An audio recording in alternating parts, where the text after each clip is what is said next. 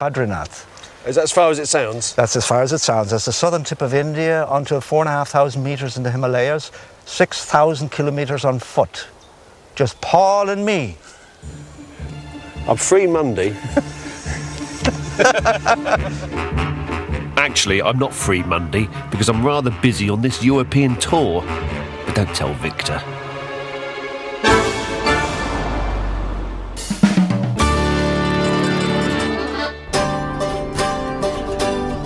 I'm in Ireland and heading to the country's second biggest city, Cork.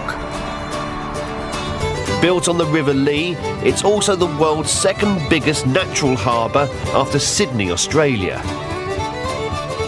I've been coming to Cork since I was a boy, and I'm back here today because I've been invited to the city's coming out party.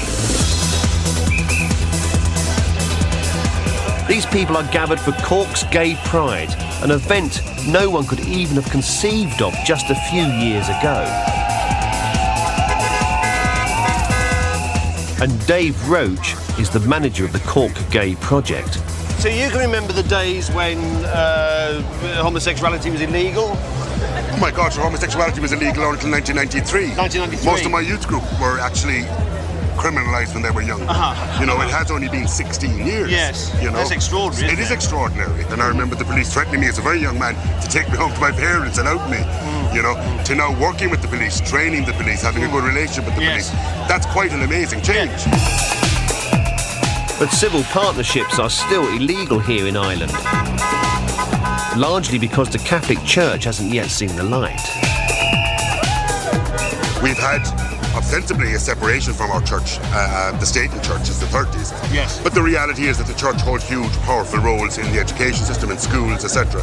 I mean, it's amazing. I still hear the Pope, I still hear bishops talking about civil marriage in terms of don't give, you know, gay men and lesbians access to children. This is hilarious from an organisation with their records. I know.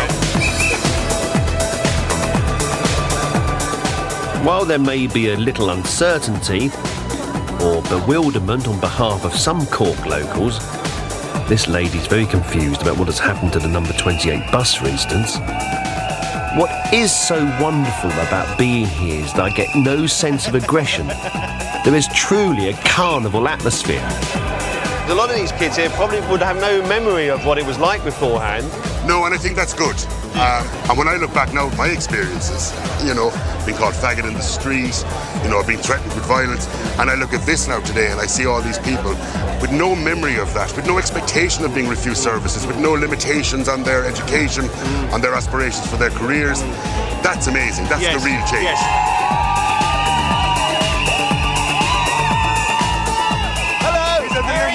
How are you? Good to see you. How are you? I'm very well. Great day for this, isn't it? Good to see you.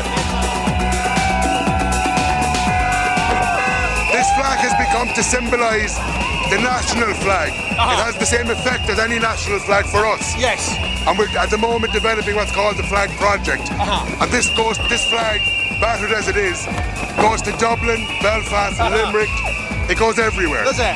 Yeah, and it symbolises the community because everybody gets to hold it and be part of it. And that's very important. Yes, yes.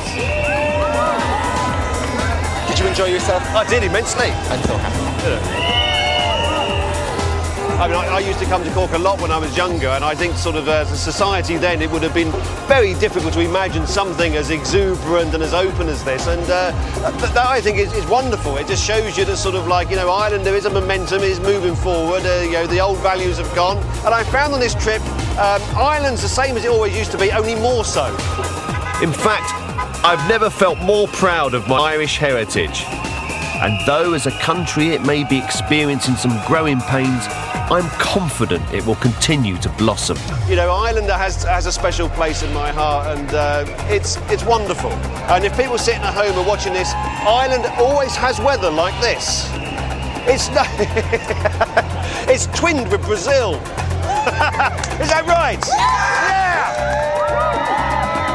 As I continue my travels around Ireland, I discover a town where Brazilians have already twinned with the Irish. You serve a lot of potato. Oh my God. Potato in the morning, potato in the evening, potato in the lunch. A man who's hit pay dirt selling Irish soil to the Americans. This isn't a clever way to try and colonise America, is it? Eventually claimed it's all Irish soil.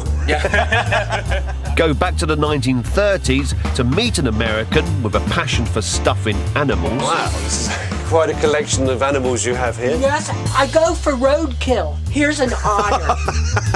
And finally, meet some Irish who become German. I mean, this is a bit controversial, this, isn't it? Here in Ireland, no. I would probably get more adverse reaction if I'd been wearing a British uniform. Well, Robson Green's back with us on 5 for some more extreme fishing. He starts in South Africa on the hunt for a legendary catfish. The new series, Thursday at 8. And up next, horror. Keanu Reeves and Gary Oldman lead a star-studded cast in Bram Stoker's Dracula.